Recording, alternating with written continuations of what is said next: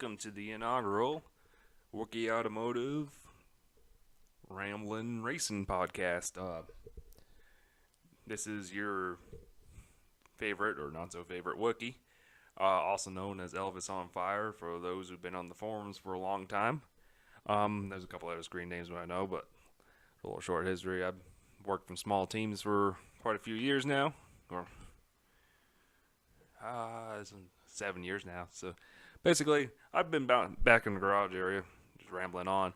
So but basically, I've been online rambling about for a while, and figured it's about time to sit down, get my thoughts recorded, and with all the people doing these race weekend racing reviews of them sitting in front of a webcam and rambling on, I figured, I want to do something similar to that, but if I was going to do that, sit in front of a camera, I'd do something a little more better production, not just my webcam. I am planning on getting a pretty decent camera to kind of bring up my video quality for my car review show, so I figured I'll probably eventually do the podcast in front of that, but I figure a normal podcast would kind of be more traditional, something,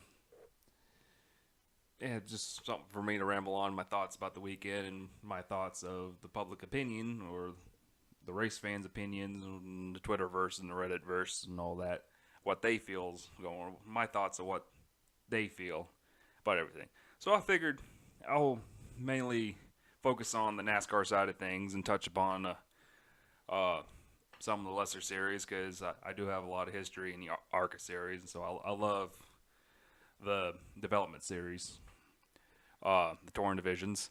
So I'll touch upon those a little bit, and then depending if I catch like F1 or IndyCar, I'll touch upon those too. So anyways, this is the inaugural episode of the Wookie Automotive Ramblin Racing podcast. And where were we this weekend? Well, I'm already tripping over my words, and I haven't even taken a sip out of my beer. It's 10 o'clock at night on a Monday, and I am drinking Farmer Ted's Cream Ale by Catawba Brewing. Yeah, I got a sip of that. That's pretty smooth ale. Anyways, we were in Iowa, and it was balls hot. That is basically my main thought about this weekend. Yeah, off weekend for Cup, so all eyes were on Xfinity at Iowa, and yeah, it was just hot. I know this date typically it's pretty hot. I don't think it's been this hot since like 2011, which is right before I got into ARCA. I guess the 2011 date ARCA race, it was about as hot as this. They had spotters passing out and stuff like that. So yeah, it was not fun this weekend. It's probably the hottest it's been all year long. Heat wave going through the country right now. It was 95 degrees when I got back to North Carolina, which is, honestly, it didn't feel that bad. It was hovered right around 100 degrees Saturday and Sunday. Friday as well, excuse me. Yeah, I had to unload Friday. That was not fun. Spent most of the day hiding in the truck in the AC, but yeah. Saturday was worse. Sunday, I actually got a little bit sick. I actually had to go to care center after the race. I ended up pitting one of the cars, and yeah, I told the owner it wasn't going to be pretty, and luckily there was a lot more issues going on that my performance didn't really bring the rest of it down. We finished though. I was all got him back out there. Had a mechanical failure, but we got him back out there, gained some positions, got the driver some much needed seat time. Team car, he had probably his best run of the year going so far, and then about 50 to go, cut a right front tire, and barely grazed the wall, but broke the sway bar, so he limped around. Still finished 26th, which is probably one of the better finishes of the year. Still, could have finished like 21st, 22nd. Those guys he was racing all day, so it's kind of disappointing. But still, the car is mostly one piece, and he gained much-needed points catching up. So anyways, back to the racing. Trucks on Saturday. Saturday was honestly a lot worse than Sunday when it came to the heat. At least Sunday had a little bit of a breeze, but yeah, Saturday it was not fun. Brett Moffitt broke through for his second win of the year. It was a bit of a wreckfest of a race, which is kind of these days in trucks is kind of expected. As much as I hate to say it, it's just there's a lot of young youth and talent, and a lot of inexperience in that division. Of course, you got your Brett Moffitt, Matt Crafton, and Johnny Sauter running there, but for every one of those guys, you got like a Myatt Snyder and Harrison Burton and Ben Rose, just really young guys with not a lot of experience, tend to drive over their heads more than they need to, but it's just a product of the youth we got right now. And they're all trying to race like it's their last race, and it's just a byproduct. It's a lot carried over on what the current state of affair of late model racing is. And if you want to know my opinion on the current state of current affair of late model racing, just look up the Valley Star Credit Union 300 at Martinsville the last so many years. That race has been a shit show. And that's just what late model racing is now. And that's where a lot of these kids are coming from. And you got to weed a lot of that raw drive / not very good decision making out of them pretty quick. We saw that at Texas with Myatt Snyder and Dalton Sargent crashing into Jennifer Jo Cobb, who was on the white line doing what she was supposed to do as a slow lap truck. Let the leaders race, and they still crashed into her. And, yeah, that's just unacceptable. But, yeah, just kind of what we got. There was a big wreck about halfway, a little past halfway. Matt Crafton blew it.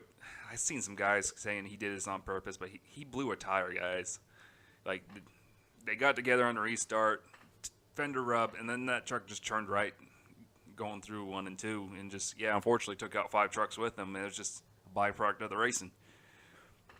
They're all racing hard, and there's nothing Matt could do. He's a 2-time champion. He would never make a move like that on purpose. So that's just a product of the racing. And yeah, it seemed a lot of argy-bargy going on. But anyways, big talking point. Brett Moffitt wins the second race of the year, and yeah, the future's not really looking bright for that team, unfortunately. And Hattori. Last year was really the first year they actually committed to a full season, I believe, in quite a while. And when they ran K&N, they kind of had they had a few seasons where they ran the whole season with Brett. He almost won K&N championship in 2012, I believe. Yeah, 2012. And he lost it on the last lap. Got turned by Tyler Reddick. But that's how Kyle Larson got his K&N championship. But anyways, yeah, it's just one of those teams that they spend a lot of money. They run really, and actually the last couple of years they've really picked up their program. And this year's breakout performance, Brett's got 2 wins, but unfortunately they can't pay the bills. They can't keep the doors open, and you can't go. And looking like Chicago, they might not go to. So. Hopefully they pull some money together. There's a lot of Toyota money, a lot of Japanese money involved with that team, and they got 2 wins. They're winning to survive right now, and they got another race this weekend or this coming week at Gateway to prove themselves, and that should be a good race for Brett to prove his worth and keep that team's doors open. We've unfortunately lost a team in the Xfinity Series, similar situation, but not really similar. The JGL. Team owner is very sick, so they kind of he had to pick priorities, either keep the team open or worry about his own medical bills, and he chose health over his team, which is good on him. He's got the family's got bigger stuff to worry about. Unfortunately, there's a lot of guys out of work right now, but that happens. Unfortunately, bad situations happen like that, and JGL was always fun ones to follow. But anyways, back on this weekend, the truck race on Saturday was argy bargy. Actually, you had 3 trucks go home, which seems like the truck series this year has been a little bit healthier than it has in recent years. And of course, you got David Gilliland, Bolamastis bringing back the remnants of Red Horse Racing as DGR Crosley. That's been a real fun team to watch. Thor Sports stayed at 4 trucks, which was a surprise to everybody. GMS stayed at 4 trucks, which was a surprise to everybody. And he's expanded to 2 trucks. Josh Rayum got a couple trucks, and he's out running, doing everything himself. Jordan Anderson got some good equipment and is out doing his own thing again. He's got Brian Keselowski over there leading the helm, so yeah, the truck series is looking really healthy right now, and we still got that. There's a huge parity between like the top 12 to 15, and the rest of the field, and then just a little bit of crossover where you got the niche trucks. They spend as much as the high dollar teams, but the drivers, they're running 20th to 12th. But both of them are young, and they got a lot of wrinkles still to wring out of them. Jordan Anderson, he's running a lot better, sneaking little good runs in there that he should. Basically running a lot better than he should. Then you got your Norms and Harmons and Beavers. But anyways, that's my thoughts on the truck racing this weekend. Xfinity Series. Again, a really good race. A lot less argy-bargy than the Cup, or the, not Cup, and they were off. The Truck Series. Only 3 incidents on tracks that brought out the caution. 2 of them were for cut tires. One on the start, Garrett Smithley cut a left front tire on the second lap of the race, and that was kind of weird. Probably ran over something, or you never know. But unfortunately, got the wall a little bit. Was able to bring it home 25th. So salvaged a decent finish. They thought they had a top 20. He was probably one of the fastest JD cars there. He's been really stepping it up this year. The second, and then it went green the rest of this first segment, the entirety of the second segment, and about 50 to go, if I recall. That's when the second incident for contact came out, and Chad Fincham, who has had a really, really rough rookie season this year, running right around 21st, 22nd. This is his style of racing. He's a short track racer. But really, giving that team one of their better runs of the year. Blew a right front tire, barely got the outside retaining wall. Unfortunately, broke a sway bar heim. 50 laps to go. They got it repaired, or they put a tire on. And unfortunately, you're going to lose a lot of laps trying to replace the sway bar. And they did the right thing. They were making minimum speed.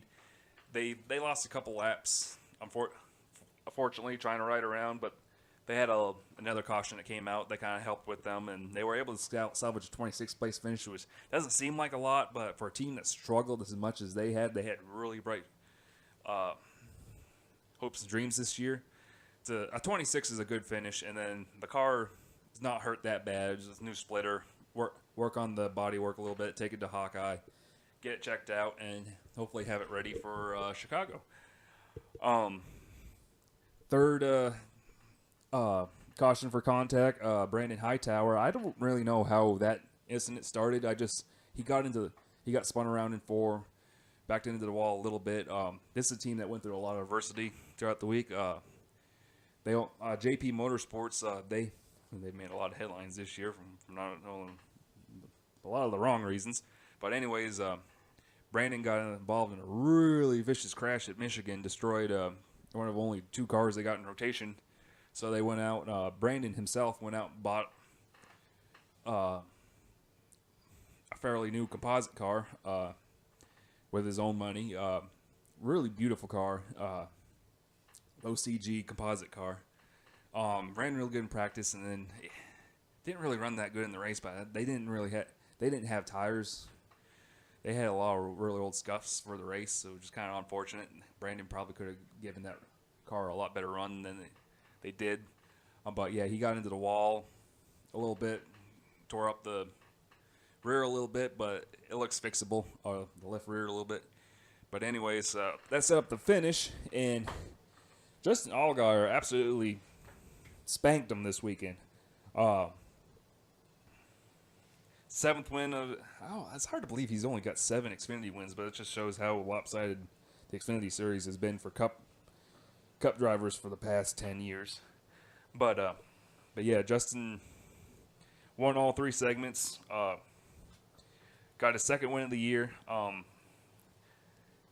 Really hoping he's the one that he finally breaks through and gets that championship this year. He's kind of been the also ran tier the last couple of years in the Final Four. Usually there's 2 real strong drivers, and then there's a 3rd and 4th driver, and he's been that 3rd or 4th driver the last 2 years. He didn't really have the raw speed, it seemed.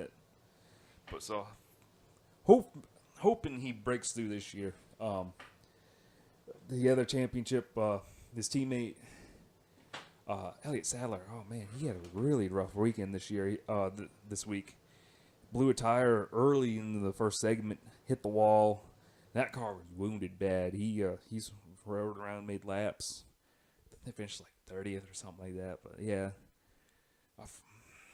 but Elliott had a fairly substantial lead. He had like a full race or something over 2nd place, I believe. When 2nd place was a teammate Tyler Reddick. Who's also got 1 win. But anyways, it was a really good race. Both races really good, side by side.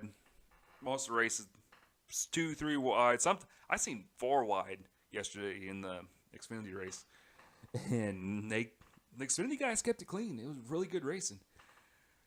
Unfortunately, it was just hot, and yeah, the fans were not there. I talked to some of the fans who stayed over about 10 minutes away. Talked to some locals, and yeah, it was just so hot. They knew the race was going on. They had some good ticket deals, but they weren't going to go because they didn't want to sit in the sun for 2 or 3 hours. So that's just really unfortunate. Which begs the question. I seen a lot of people last night on Twitter and Facebook. This Iowa needs a cup date. Iowa needs a cup date. Iowa needs a cup date. Is it Iowa ready for cup date? I don't know. I would say I don't think Iowa's infrastructure is really. I don't think that area, that track would fit a cup. Cup's got a very prestigious aura around them, and yeah, I've seen some arguments. Oh, Martinsville and Bristol, and blah, blah, blah, and those are tiny little towns, and they pull off sellout weekends and blah, blah, blah.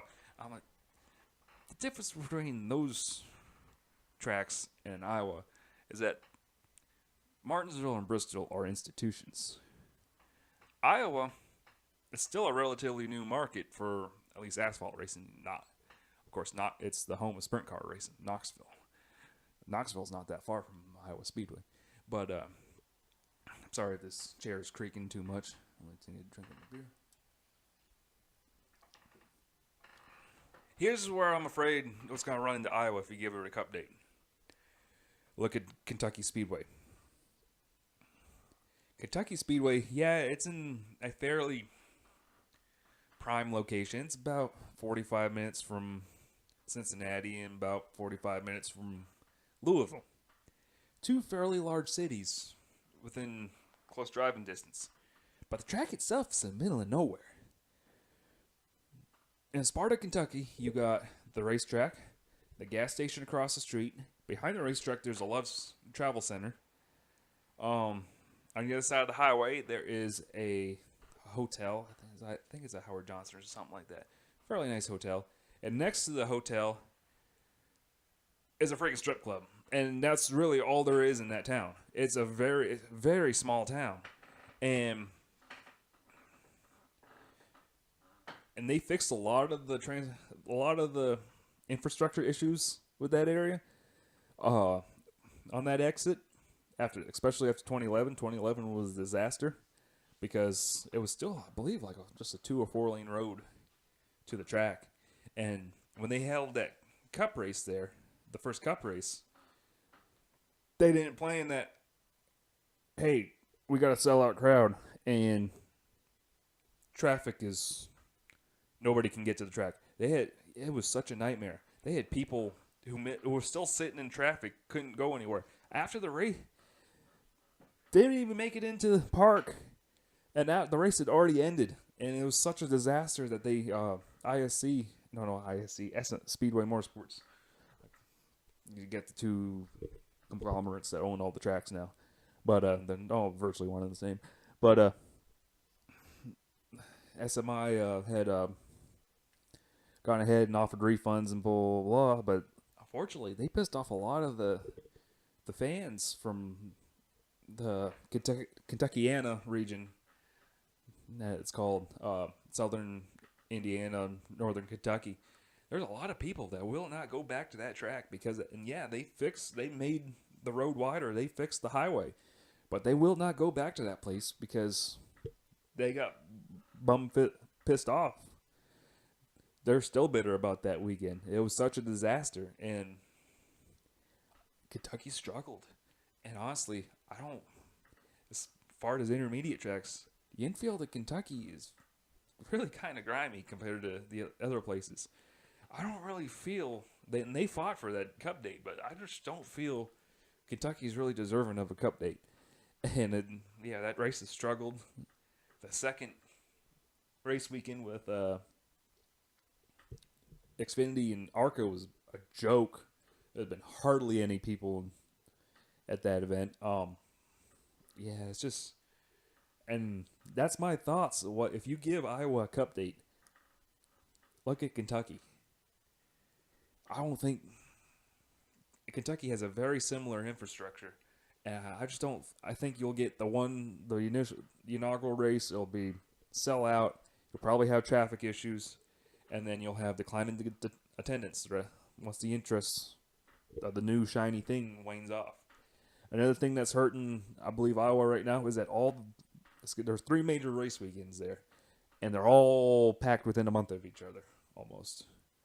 You got this weekend, Trucks and Xfinity.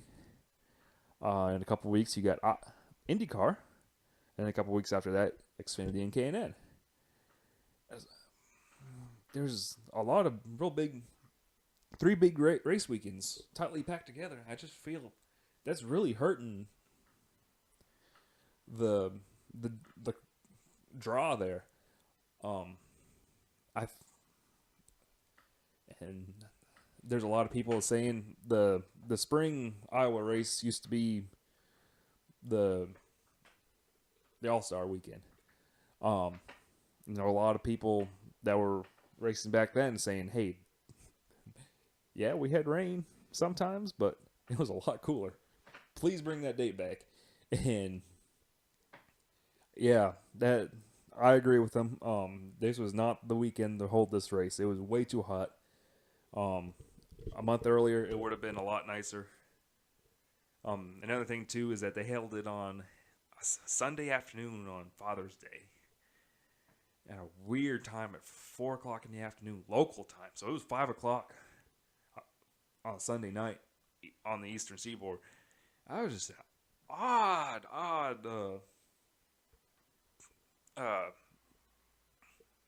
time to have a race. Either have it at 1 or 2 o'clock in the afternoon, or make it into a true night race. Should have been at least a Saturday night race, but that was just, that's just my opinion why Iowa really doesn't need a cup race right now. The cup schedule needs a lot more variety, but honestly, the cup schedule has a lot of fat in it that needs to be cut. And I think we need to cut before we add. So what else was racing this weekend? There was a big sports car race in France, 24-hour Le Mans, and I did not catch any of it. Toyota won handily as they were expected to, and that was kind of a bit of a joke. And I'm just going to end with it. Fernando Alonso won the 24-hour Le Mans. Now he's got just the Indy 500 to get that triple crown, which is looking like he's probably going to go do next year, which Fernando Alonso running full time in IndyCar would be freaking amazing. That's a lot of that's a lot of eyes on the IndyCar series, and honestly, IndyCar series has been on the up and up last couple of years. They've been making, they still make their stupid IRL decisions every once in a while. Like one of them was freaking Barber this year with the rain.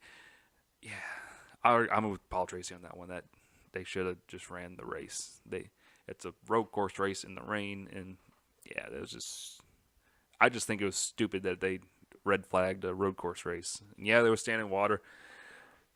I'm kind of an old school guy, and I like rain racing. I'm a little biased. I was on the 13 car that Lon Day drove at Mid Ohio a couple years ago, and that was a very fun race. Of course, we had a car that probably could have won, an out of date Dodge body, but you know what? That was a lot of fun. I love rain racing now, and quite honestly, Barber should have finished in the rain, at least done a time limit race. But, anyways, I'm getting off topic. What was I talking? But yeah, Fernando Alonso. Yeah, him in IndyCar would be awesome. He's probably run his course in F1. He's the elder statesman of that series right now, and I don't really know where else he could go other than like Renault or something like that. But he wants to win races, and honestly, if Honda wants to bring him over to Andretti's, and that's a team, that's an operation that's back winning races with Alexander Rossi and Ryan Hunter-Reay, go ahead. Bring on Fernando Alonso. Look at the ratings when he ran the Indy 500 last year. He brought a lot of eyes. Yeah, it was the Indy 500. But if you bring him full-time IndyCar, you're bringing a lot of fans into that sport, and that's going to help. Man, I'd love to see IndyCar do really good again. And they're slowly but surely making their way back up there.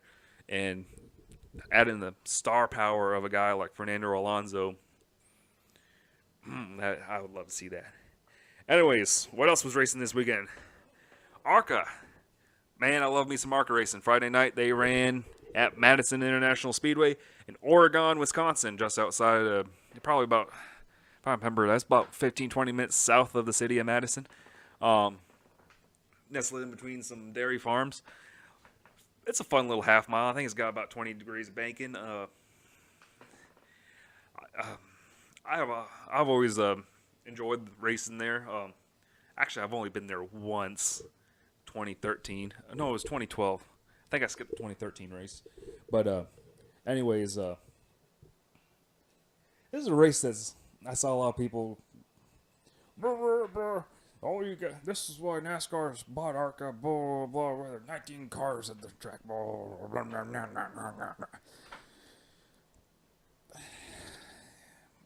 ARCA has always struggled to get cars at Madison. The first couple races, the last couple of years of the big fields, like 2010, 2011. 2011, they sent some cars home. But ever since then, they've struggled to pull in car count there, and 20, 25 cars are lucky at Madison. And this happens to ARCA every year. They start off really strong. The fields get kind of weak during the middle part of the season, and then they end strong. And you're in the middle part of the season. Madison's kind of a long haul you gotta keep in mind. ARCA's still kind of a regional race, Midwestern-based racing division based around Ohio, Indiana, a little bit of Illinois. So, yeah, you got a lot of teams now based out of North Carolina, but Madison's kind of a hike. And especially for the low-budget side of ARCA, which ARCA's we're all famous for. So I'm not really surprised there was only 19 cars there. Still more cars than what Cannon's been averaging this year, which is the East Series has been struggling. 15, 16 cars for the last few weeks. Honestly, I think, and this is my thoughts. 2020, you'll see K&N and ARCA become one.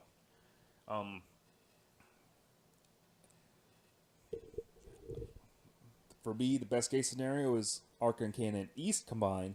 You'll leave the West Division alone, because I think the West Division is starting to bounce back a little bit.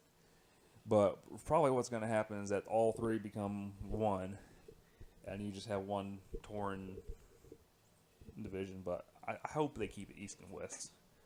I just hope. That's just me. But anyways, Madison, it was a fairly good race. Madison's never really been that much of a wreck fest. It's got wide corners. It's fairly forgiving for a half mile. Yeah, there was a bunch of spins. Nobody really got into the wall hard or anything like that. I think it was only just spins. A lot of comers and goers in this race.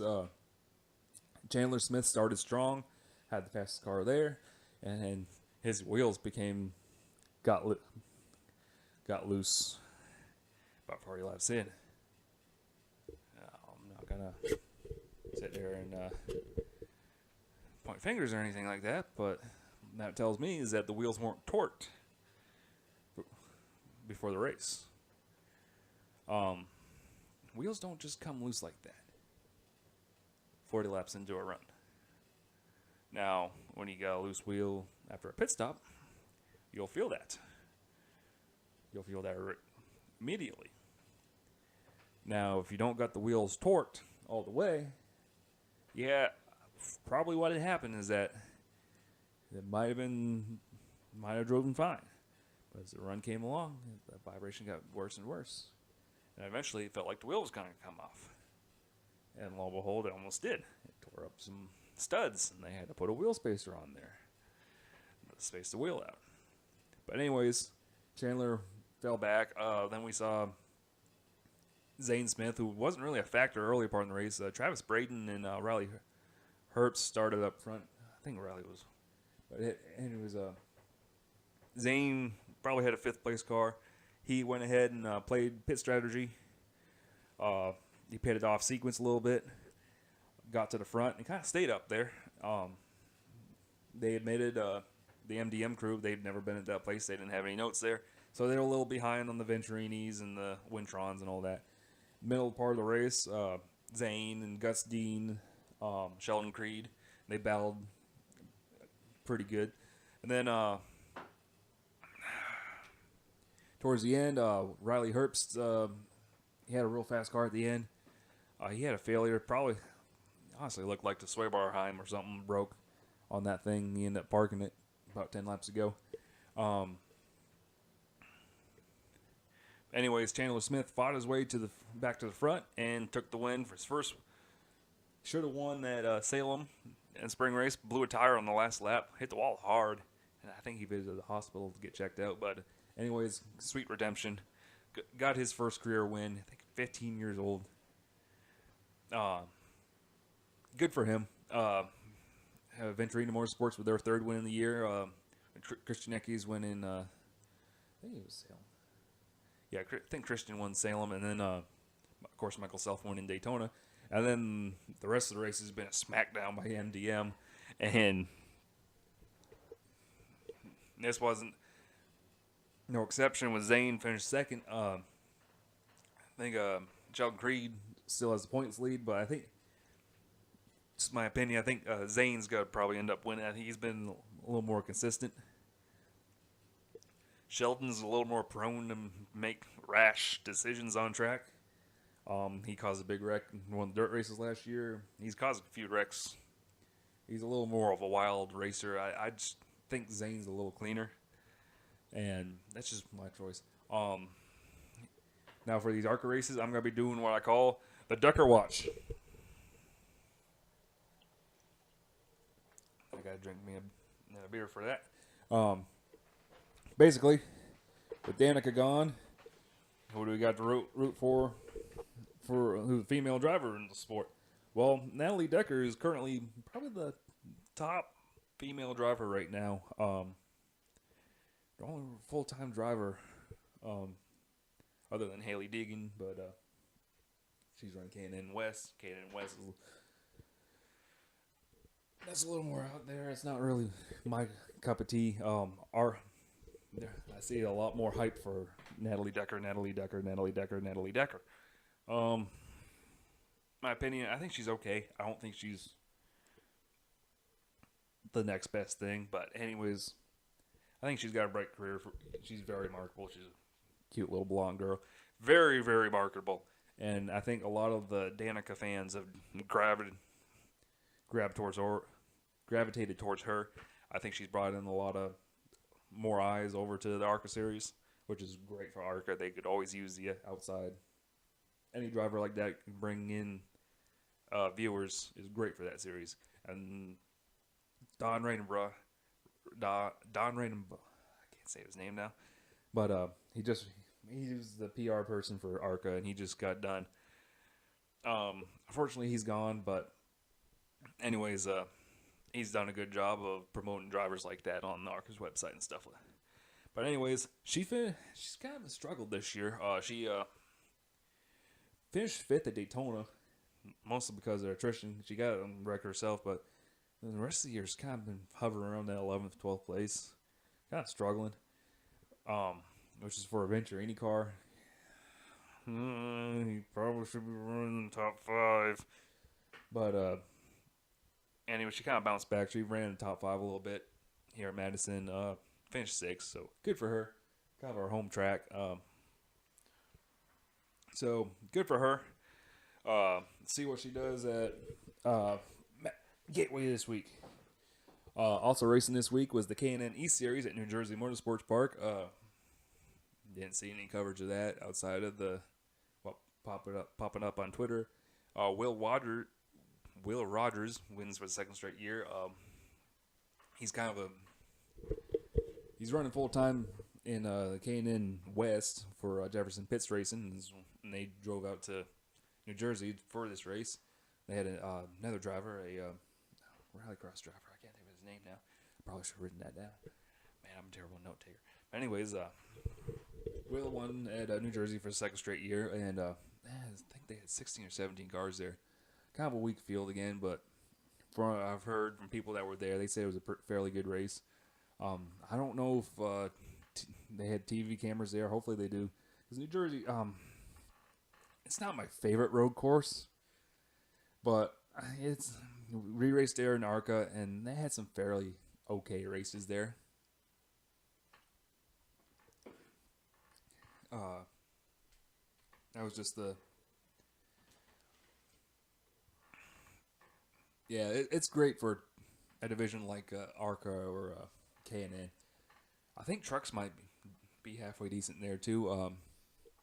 That area is kind of hurt for some big time racing. I think a truck race at New Jersey Motorsports Park would do great. Of course, Flemington, the old Flemington track, a funky little square track with styrofoam blocks.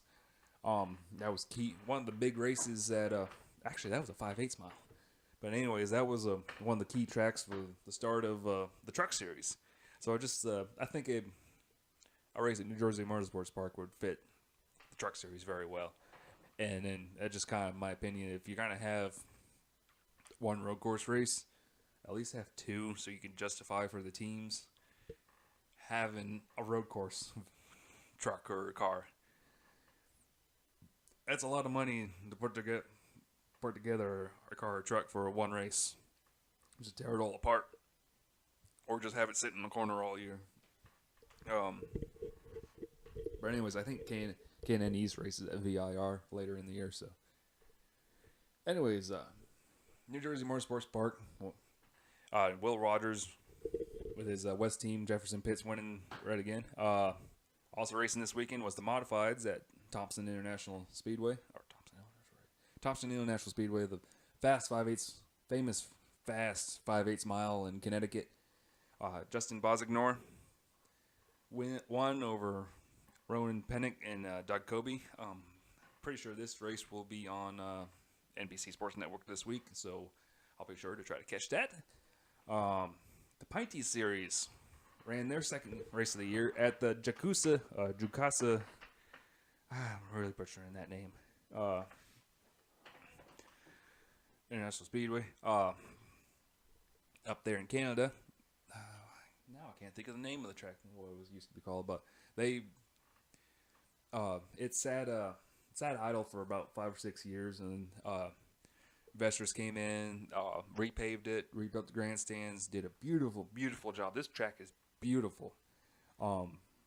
Beautiful 5/8 oval. Honestly, I would love to see trucks there. I think that place would proudly support a truck series event. That is a beautiful, beautiful facility. Kevin LaCroix came in as the winner, winning over Cole Powell, and tags Alex Tagliani, the IndyCar veteran, finished in third. Yes, he's still racing. But anyways, that was Pinty's at Jacuzza. I didn't really see any highlights, but anyways, that was this weekend's recap. Now going into this weekend, we have road course racing. Cup Series running their first out of 3 this year. Man, that's weird to say. Sonoma. Sonoma is a very tight technical course and always promotes the argy-bargy. It's a lot like Martinsville for the Cup guys. It's just a slow technical course with a lot of corners, and it just kind of promotes the chrome horn a little bit. Watkins Glen is kind of a fast, smooth track, but Watkins Glen's a lot faster. But Sonoma is kind of a bit of a more technical track, and honestly, we've seen some surprise winners here. Casey Kane's got a win or two here. Clint Boyer's got a one back in 2011. Kevin Harvick won last year for his first win at Sonoma, so that'll be a good race. Also racing this weekend at Sonoma is the K&N West Series. There's 5 Cup guys running. Eric Jones, Alex Bowman, William Byron, Eric Almirola. I forgot who the last guy was. Daniel Suarez. Other than Almirola, I don't got a problem with those young guys running. That's kind of the K&N. It's kind of K&N West's biggest race of the year. And a lot of it's kind of become a place where guys will come and run, get more seat time, because Sonoma is a tough place, and it's one of those tracks. Anytime you can get seat time there, the better. So, yeah, I don't really got a problem with those guys running. Almirola, yeah, he's a veteran, but Kevin Harvick ran there last year. And yeah, Kevin Harvick won, but he's originally a K&N West guy, and he's been trying to give back to the development of our sport. And yeah, I see some guys, if he really cared about this sport, he'd have Kevin Harvick incorporated, blah, blah, blah, blah, blah. I think it's time. The time has come and gone for him to own a team like that. He poured a lot of money into that team, and he kind of saw the writing on the wall when they had his kid was coming, so he sold it and focused on his family. And then honestly, I think he's personally, I think that focusing on his family has helped him as a driver. It just, instead of worried about his race team on the back of his head while he's sitting there running on Sunday. But anyways, that's Sonoma this coming weekend. That'll be a good weekend. This weekend is Gateway for their first 3 major events this year. ARCA is running Friday night for their first return. Wow, 10 years, I think. Man, it's been a long time since ARCA's been there. But anyways, ARCA's a Midwestern-based series, so it's great to see them at a track like Gateway, and especially like a track like Gateway is trying to come back from their collapse during the recession. And Saturday night is the Truck Series. This has been a very fun event since its return. This place, it's a mile and a quarter, but it races like a short track. It's a very tight and technical course, and it's been a really fun race to watch. These should be two really fun races this weekend. Now, I don't know if we're going to get any WWE matches like we did with Spencer Gallagher and John West Townley 2 years ago. Oh my God, that's the hardest I've laughed in a long time watching a telecast. But oh my God, but yeah, that ought to be a real fun race weekend. Back in the NASCAR touring divisions, modifieds are racing at Langley, a tough little 3/8 mile in Hampton, Virginia. That ought to be a fun little track. K&N East was there about a month and a half ago, and yeah, they had a really weak. I think they only had 15 cars there, which is kind of sad. But anyways, modifieds ought to be a little stronger field. Also racing this weekend on Sunday is IndyCar is back after a 1 week hiatus. Road America, and quite honestly, it just feels great to say that IndyCar's back at Road America. It just feels right. Probably by far my favorite road course on any sort of schedule. I love that place. It's just such a fun facility. The people are great. The region's great. The track's great. I love it. It's a 4 mile course. You only see probably a fraction of the whole entire course to watch it, but oh my God, it's just, I always had a good time at Road America, and the fact that IndyCar's back, it's been good races last couple of years, not knock down, smack 'em, raise the roof racing, but just good solid races. They've been really clean races the last couple of years, and hopefully they keep it up again this year. And top it all off, Formula One is back. They too have a 1 week hiatus. Returning to France in the Circuit Paul Ricard. This is been a long time since. It's probably 10 years since we had a French Grand Prix. Kind of a different track for Formula One. The very, very, very flat track. I think this is probably this race ought to play out like Montreal. And Montreal has a little bit of elevation. Circuit Paul Ricard is flat. I'm sure this is going to flat, and it's technical, and we are going to see some wrecking there. But Formula One's been, it's been kind of a fun watch this year, seeing Mercedes not running away with everything every week. So, and yeah, Ferrari's kind of running away with a little bit, but you know what? It's a change. It's better than what we've had. But anyways, coming up this week, Sonoma, Gateway, Road America, Circuit Paul Ricard, Langley. Support your local short track. If you got a short track, I might make it out to Hickory on Saturday night. I don't know. See what's in the cards. But anyways, I got a rare off weekend. I'm not going to be back at the track until Chicago in 2 weeks. So you'll probably see this podcast probably up Sunday night next week. My thoughts on the race weekends there. Cup Series or a road course. There's always going to be stuff to talk about. Especially with this year, how it kind of been disappointed at boring this year. But anyways, thanks for listening to my ramblings. I'm going to finish the rest of this Farmer Ted's Cream Ale. And be sure to have a good week and support your local short track. This is the Wookie, and catch you again next week. This has been a special presentation of ESPN on ABC.